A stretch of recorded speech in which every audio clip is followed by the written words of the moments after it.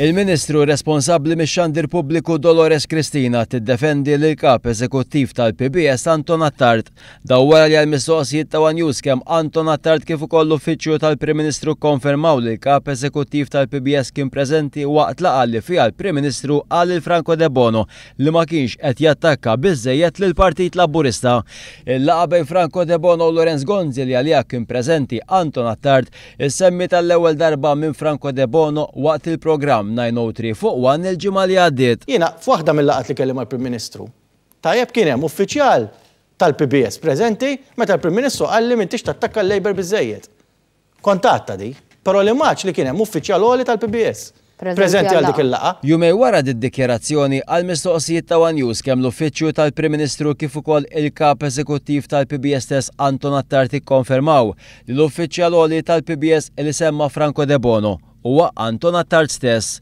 It-tlieta tal-mistoqsijiet ta' One News il-Ministru responsabbli mill-PBS Dolores Cristina ddefendit qawwa lill-kap eżekuttiv tal-PBS Anton Attard. Jiena tkellimt kemm l-Uffiċċju tal-Prim Ministru kif ukoll mal-kap eżekuttiv tal-PBS tni assigurawni illi qatt ma saret din il-laqa fej is-CEO għamilha ta' xi medjatur u allura ma rajtx għalfejn kelli jiena jiġdu kategorikament illi kienet xi laqa ta' medjazzjoni fej is-CEO tal-PBS għamilha ta' medjatur u allura ma rajtx għaliex għandi nieħu passi ulterjuri.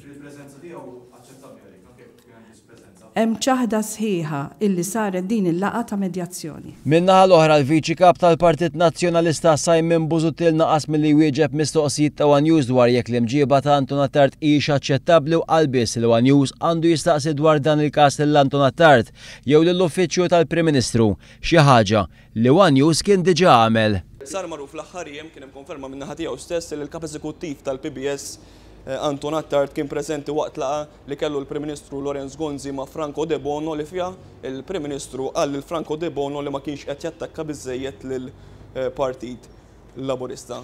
Saqsik jekk hux aċċettabbli għalik li jkollok kap eżekuttiv tal-PBS li jkun preżenti għal laqgħat bħal dawn u għakux da il-rimit ta' kap eżekuttiv li jkun preżenti għal laqgħat partiġjani.